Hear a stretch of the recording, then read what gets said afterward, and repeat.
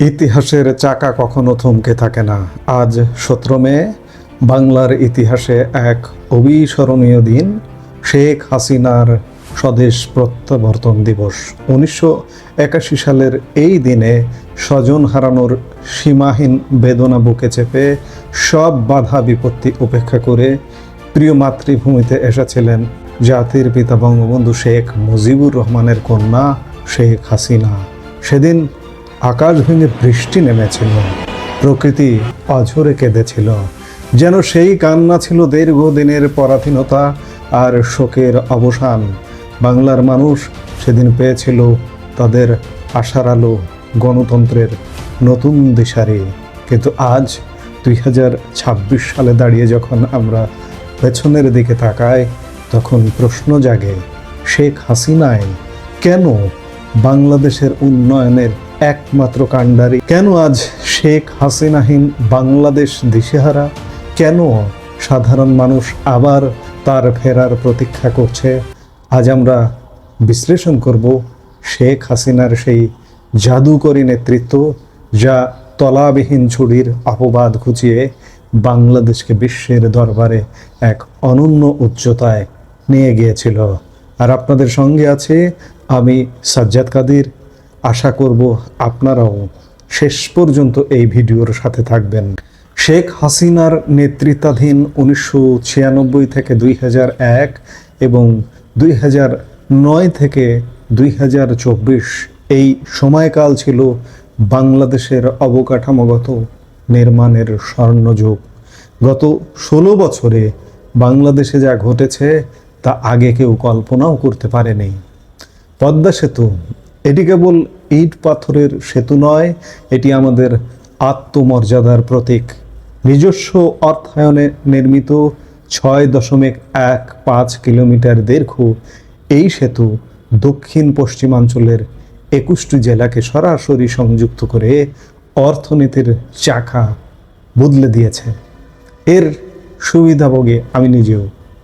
Metro rail ও elevated expressway, ঢাকার যানজট নিরসনে আধুনিক মেট্রো রেল এবং দ্রুতগতির এলিভেটেড এক্সপ্রেসওয়ে যাতায়াতে এনেছে বৈপ্লবিক পরিবর্তন।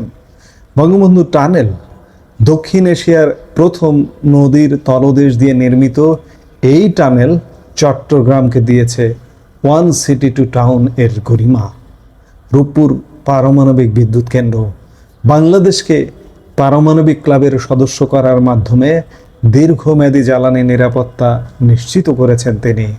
এগুলো কেবল প্রকল্প নয়, এগুলো ছিল এক একটি উন্নত রাষ্ট্রের স্বপ্ন। কিন্তু বাংলাদেশের মতো নেতৃত্বহীন একটা দেশে এত এত বড় বড় প্রকল্প কই? আমরা বাকি সময়, এই যে 55 বছরের স্বাধীন বাংলাদেশে বাকি সময় তো আরও শাসক ছিলেন, আমরা তাদের হাতে তো পাইনি। বঙ্গবন্ধু আমাদের স্বাধীনতা দিয়েছেন, কিন্তু তাকে এগুলো করতে সুযোগ দেওয়া হয়নি। 3.5 বছরের মধ্যে তাকে হত্যা করে পৃথিবী থেকে বিদায় করে দেওয়া হয়েছে। কিন্তু বঙ্গবন্ধুর হাত দিয়ে স্বাধীন বাংলাদেশের সব কিছুর গোড়াপত্তন হয়েছিল। কেবল শুভ সূচনা করে তিনি কাজ করবেন, কিন্তু তার আগেই তাকে হত্যা করে পৃথিবী থেকে বিদায় করে দেওয়া হয়েছিল। যার কারণে আমরা তার কন্যার হাতে বঙ্গবন্ধু যেগুলো শুরু করেছিলেন, তার কন্যা শেখ হাসিনা সেগুলো এক ভিন্ন রকম উচ্চতায় নিয়ে গেছেন। শেখ হাসিনা কেবল কংক্রিটের উন্নয়ন করেননি, তিনি কাজ করেছেন মানুষের হৃদয় নিয়ে। সাধারণ মানুষের জীবনযাত্রার মান উন্নয়নে তার নেওয়া কর্মসূচিগুলো আজ আন্তর্জাতিকভাবে স্বীকৃত। গৃহহীন কেউ থাকবে না, এই দৃঢ় প্রত্যয় নিয়ে তিনি চালু করেছেন আশ্রয়ণ প্রকল্প। লাখ লাখ ভূমিহীন পরিবার আজ নিজের জমিতে পাকা ঘরে ঘুমান। এটি পৃথিবীর অন্যতম বৃহৎ পুনর্বাসন কর্মসূচি। গ্রামীণ অর্থনীতিকে চাঙ্গা করতে তিনি এনেছেন একটি বাড়ি একটি খামার প্রকল্প। তার দূরদর্শী চিন্তার ফসল কমিউনিটি ক্লিনিক, যা প্রান্তিক মানুষের দোরগোড়ায় স্বাস্থ্যসেবা পৌঁছে দেওয়ার এক অনন্য মডেল। আজ এটি জাতিসংঘে শেখ হাসিনা মডেল হিসেবে স্বীকৃত। সাথে আছে বয়স্ক ভাতা, বিধবা ভাতা আর প্রতিবন্ধী ভাতার মতো বিশাল সামাজিক নিরাপত্তা বলয়। এই মানবিকতা আর মমত্ববোধই তাকে জনগণের আপনজনে পরিণত করেছিল। একজন রাষ্ট্রনায়কের দূরদর্শিতা বোঝা যায় তার বৈদেশিক নীতিতে।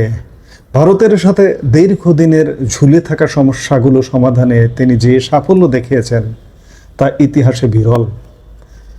স্থল সীমান্ত চুক্তি 2015 সালে দীর্ঘ 4 দশকের ছিটমহল সমস্যার স্থায়ী সমাধান করে তিনি বাংলাদেশের মানচিত্রহীন মানুষের মানচিত্রের মধ্যে অন্তর্ভুক্ত করবার সুযোগ করে দিয়েছেন। তিনি বাংলাদেশের মানচিত্রে নতুন ভূখণ্ড যুক্ত করেছেন। গঙ্গার পানি বন্টন চুক্তি 1996 সালে তিনি নিশ্চিত করেছিলেন গঙ্গার পানির ন্যায্য হিস্সা।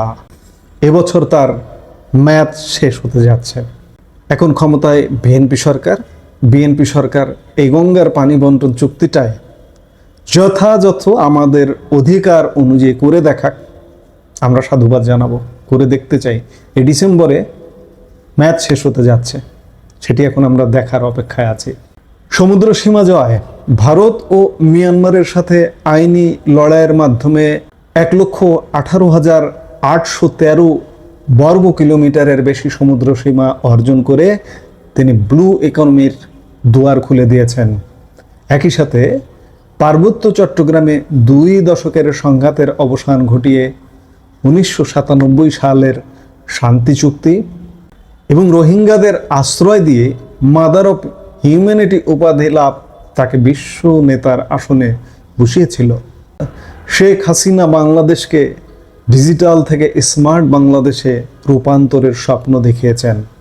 আজ ইউনিয়ন পর্যায়ে ইন্টারনেট, বঙ্গবন্ধু স্যাটেলাইট 1 এবং ফ্রিল্যান্সিং খাতের বিকাশ তারই অবদান। একসময় বিদ্যুৎ ঘাটতির দেশ আজ শতভাগ বিদ্যুৎ সুবিধার আওতায়।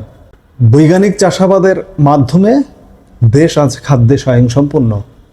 অর্থনৈতিকভাবে বাংলাদেশ আজ বিশ্বের 35তম বৃহত্তম অর্থনীতি। তিনি 35তম রেখে গিয়েছিলেন। স্বল্পোন্নত দেশ থেকে আমরা এখন উন্নয়নশীল দেশে উত্তরণের পথে। এই যে ধারাবাহিক প্রবৃদ্ধি, এই যে স্থিতিশীলতা, এটি শেখ হাসিনার নেতৃত্বের ম্যাজিক। তাহলে কেন আজ শেখ হাসিনার বাংলাদেশ দিশেহারা? কারণ এই বিশাল উন্নয়নের কর্মযজ্ঞ আর নিরাপত্তার যে চাদর তিনি বুনেছিলেন তা আজ বড় বেশি অনুভূত হচ্ছে। কেন তিনি আবার ক্ষমতায় ফিরবেন? কেন বাংলাদেশ তার অপেক্ষা করছে? উত্তরটা খুব সহজ। উন্নয়নের যে কাণ্ডারে এক হাতে শক্তিতে রূপান্তর করেছেন এবং অন্য হাতে দেশকে মধ্যম আয়ের দেশে পরিণত করেছেন, তার বিকল্প কেবল তিনি। ইতিহাস সাক্ষী দেয়, যোগ্য নেতৃত্ব ছাড়া কোনো জাতি তার গন্তব্যে পৌঁছাতে পারে না। বাংলাদেশ তার প্রিয় নেতৃত্বকে সব সময় মনে রাখবেই। আজকের এই স্বদেশ প্রত্যাবর্তন দিবসে তার প্রতি রইল গভীর শ্রদ্ধা। বাংলার মানুষের বিশ্বাস আবারও আলো আসবে, আবারও ইতিহাসের চাকা ঘুরবে এবং শেখ হাসিনার হাত ধরেই সমৃদ্ধির পথে ফিরবে প্রিয় বাংলাদেশ। ধন্যবাদ আমাদের সাথে থাকার জন্য। এই মুহূর্তের ভিডিও থেকে বিদায় নিচ্ছি। সবাই ভালো থাকুন, সুস্থ থাকুন। দেখা হবে পরবর্তী ভিডিওতে। আমাদের ভিডিওগুলো নিয়মিত পেতে সাবস্ক্রাইব করুন Sajjad Kadir and the legends YouTube channel এবং লাইক, কমেন্ট, শেয়ার করে সাথে থাকুন।